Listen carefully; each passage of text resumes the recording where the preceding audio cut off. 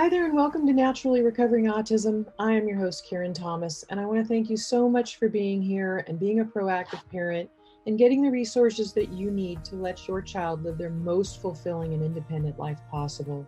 When my own son was diagnosed with autism, I was told to drug him and try behavioral therapies, and there was nothing else that we could do for him but manage his symptoms the rest of his life. But I didn't want to do that. Fortunately, my background in craniosacral therapy of now 30 years let me know that the brain can and does heal, but I didn't know that much about autism. What I did know is that I didn't want to just mask the symptoms with dangerous drugs. I wanted to find the causes and work with them naturally. And fast forward, it took me a decade and a lot of time and effort, but today my son is no longer diagnosable with autism after being told it could not happen. So I'm here to share with you valuable resources to save you the time and some of the expense that I had to spend to figure it out, and to help you let your child lead to their best results possible. Every child's level of recovery is different, but we know that children who couldn't sleep through the night are sleeping now through the night and happily. Their immune systems are now strong where they were once sick all the time. Children who were nonverbal and their parents were told they could never speak are now speaking. Children who were getting D's and F's in school are getting A's and B's. And those that were so anxious all the time and couldn't sit still and were uncomfortable in their own bodies are now calm and happy and relaxed. And they're leading fulfilling and independent lives with friends. This is what we want for our kids. So I'm here to share the resources with you so that you can get the best results for your child, the best possible. And you can start that right now with my free download of the top 7 foods to eliminate beginning today, of the top foods that are the most inflammatory and toxic that are contributing to those physical and behavioral symptoms of autism that your child is having. They're making his life uncomfortable. So you can get that right now at naturallyrecoveringautism.com/7 foods. And feel free to share that with anybody you know who would be interested. And I will also link to it in today's show notes. There's, of course, a lot more than diet, but this is something you could start doing today that will begin to reduce those symptoms. And I'm happy to share everything I can with you. So right now, let's dive into today's episode. Hi there, and welcome back once again to the Naturally Recovering Autism podcast. I'm Karen Thomas, and I am excited that you're here because today's topic is not only one that, of course, with everything I offer, I hope to give you great value that can help you with your child and improve their quality of life. But today's subject is something that I'm asked about one of the most, it's the most popular. So, diet and gut are really big issues. And if you haven't learned already or been with me for a while, we've talked about how much the gut controls the brain and 80% of the immune system. So it's really important. But Candida overgrowth is when we have this bad bacteria in our gut, and actually it naturally lives in us. But when the bad overrides the good bacteria and the Candida gets overgrown, then it pushes out the good bacteria, and that good bacteria is responsible for keeping our gut and our brain and our body and our immune system and everything healthy and helping us thrive. So I wanted to discuss today, what is Candida and how does it affect children with autism? So children on the autism spectrum almost always have an overgrowth of Candida in their gut. And scientists estimate actually that about 70% of all people have an overgrowth of Candida. But in the intestinal system, we have what is known as, again, good bacteria. And they work hard to keep our gut lining and our immune system in good health and to fight off infection and disease. This is really important as part of our immune system, as I mentioned.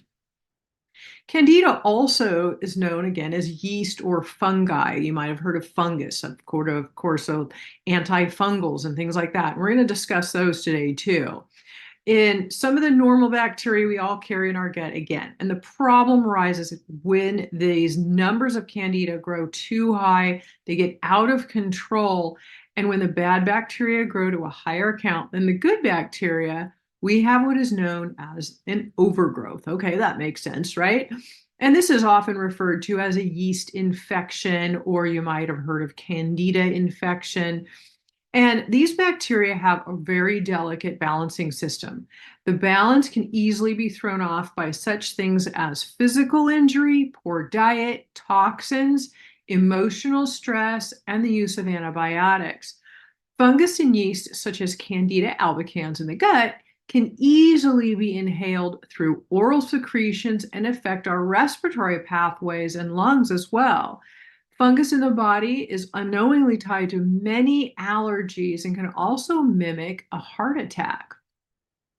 Yeast is systemic. And now, what this means is it's present throughout the entire body, wreaking havoc in the organs, the tissues, and the joints, and the central nervous system, including the brain. This can get into the brain. The GI tract is often damaged so severely by Candida that holes have actually been created in the lining of the intestines by it. The spores, or the little babies of the yeast, have legs on them. They're like little screwdrivers, and they bore holes through the intestinal lining, and this causes something called a leaky gut. Now, leaky gut allows undigested food and toxins to reach the bloodstream. These toxins flow to any organ or tissue they can get to, including the brain. And leaky gut also causes a lot of food allergies because the undigested food is seen by the body as a foreign agent, and antibodies are created against them. And the immune system says, okay, every time we see this food now, we need to put out these immune markers, this inflammation, and fight it and attack it. So now you've seen your child all of a sudden has all of these additional acquired allergies that they didn't always have, and now they do. They're more and more sensitive all the time. You're probably noticing that. Common emotional symptoms that you can look for are hyperactivity or other behavioral problems, excessive irritability, decreased cognitive function like brain fog and a hard time thinking. This isn't just about our kids, right? This is about us as well. Everybody can get this. Depression, anxiety. A lot of physical symptoms you might want to look for are headaches, joint pain, earaches and ear infections, tonsillitis, skin rashes can be anywhere but are commonly on the back of the hands, itchy skin, large protruded belly, that kind of Buddha belly. This can be really the allergy and the inflammation due to yeast overgrowth. Cravings for sweets and carbohydrate foods. Dark circles under the eyes. This can also be due to the food allergies that coincide with the Candida overgrowth. Chronic diarrhea, constipation, gas and bloating, low energy, chronic sinus congestion, itching in the vagina or anus, stuffy nose. Fungi also live in the nasal passages. So you might notice a lot of itchy or runny or kind of things going on with the nasal passages. And trouble breathing or wheezing, as I mentioned already, that this Candida can get into our lungs. So again, that's what systemic means. It can get anywhere in the body, get in various organs of our body. So when Candida is worked with properly, because it can be a bear to work with, then when it's worked with properly, when the pathogenic bacteria become more balanced, parents notice improved sleep, better digestion and elimination, an increasement in speech and communication and social behavior, less aggression, better focus and concentration, increased energy, and so much more. Many people on antidepressant and anti-anxiety medications can actually have their symptoms disappear even after a proper GI program that rebuilds, strengthens, and balances the good bacteria in the gut. So why is yeast so hard to get rid of? We take antifungal agents a lot of the time. That's what we're told to do to fight Candida, right? But the lesser known truth is that they just build up resistance to these products, and the yeast can actually become stronger over time. This makes it harder to get rid of. And when yeast feels threatened by one of these yeast programs and we start taking things, it has the ability and an innate intelligence that tells it to hibernate in our tissues, where it then can hide, and it's kept safe and sheltered from our anti-Candida program. Some of it's killed off, and we feel a little bit better of the effects of die-off, or we feel worse of the effects of die-off. So we think, okay, well, we're starting to feel better short term, so it must be working. And short term, it is. Candida also releases spores, which are like their little babies. These spores are also able to hibernate when the dangers, such as yeast cleansing programs or other strengthening immune system programs, happen. And when we feel better and stop our yeast cleanse, the spores come out of hibernation and they recolonize in our gut, laying their own new babies, except now they're even stronger. In this case, the Candida problem returns, usually worse than it was before. And that might take a little bit of time. You finish your antifungal program or and then you think, okay, we're good. But then suddenly you'll notice that things start getting bad again, and then they get worse than they were before. So let's talk about spores just a little bit, these babies. They release the spores again, which are like their little babies, and they can actually bore themselves in the tissue of our bodies. The worst part is that Candida builds up a resistance to antifungal agents, which makes them even stronger again.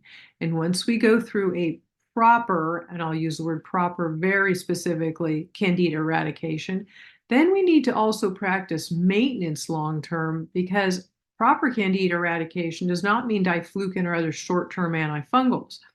So why not antifungals? Well, antifungal products have been used for years to help eradicate Candida albicans. However, I have found that they do not take care of the imbalance completely when used alone, and they often leave residual things behind. Some of these products I mentioned below are helpful to the immune system and for short-term relief. However, Candida learns how to hide away from these types of products and lay their spores, only to come out of hiding again once we finish the cleansing program. A few of the commonly common antifungals that you might have heard about are oregano oil, black walnut, garlic, olive leaf extract, podarco, malic acid, which is found in apple cider vinegar, grapefruit seed extract, and of course, diflucan, the antifungal medication. They also have a likelihood of intense die-off reactions for your child, such as headaches, fever, increased irritability and anger, anxiety, increased stimming, and a lot more. And the first and easiest place to start with is the diet, because you've got to start starving these bad bacteria out, this Candida, and it thrives on a lot of the bad foods your child's eating. It's very common. So sugars, including fruit, processed carbohydrates, even most gluten-free foods, yes, even the gluten-free ones, are processed carbs, and they turn to sugar in the body. Antibiotic use is also a way that they kill out the good bacteria along with the bad, because they're not discriminatory, leaving us with less of the good bacteria in our gut, which allows the Candida to overgrow again once we're done with the antibiotics. High stress levels also contribute to Candida overgrowth, and our kids with autism are under adrenal fatigue and adrenal stress a lot. You might see your child have a lot of anxiety and fight or flight syndrome. And it's because, with a heavy toxic load in our body like they have, and infections, which, we've talked about all these things in past episodes, that, the adrenal glands just become so internally, they just stressed, and it starts to break down the ability to handle stress. So this actually then allows Candida to overgrow. The high sugar content foods are very inflammatory, and they let the Candida come back if we're not careful. So you don't want to just be good for a little while and think, okay, well, we stopped eating the bad foods for a little while, but my child's doing better, so it's okay if they eat whatever they want now. No, you're going to regret that one. It's everything in moderation, but also all the bad foods, they really shouldn't be eaten at all anyway.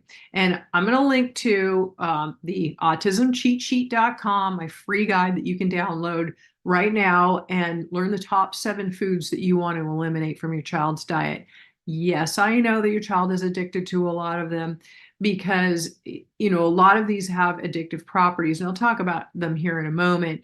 But it needs to just be a slow and steady process of changing your child's diet over. because they are literally craving those foods that are bad for them and feeding the Candida. For many with Candida, it's a good 6 months to a year, or even more for some, to be strict on the diet, because as you begin cleansing it and doing further detoxification, things like mercury and heavy metals are getting in the way of the body removing excess Candida more easily. And he can have just a little bit of fruit, but be mindful of too much. That's the thing, is you don't want to have too much of something, even with fruit, because you don't want to be feeding the Candida the sugars that the fruit supplies it and letting them thrive. They like the sugar and the processed carbohydrates and the sugary foods, including dairy, because the body is craving them from the Candida. Candida craves them, so it makes us, the host body, crave them.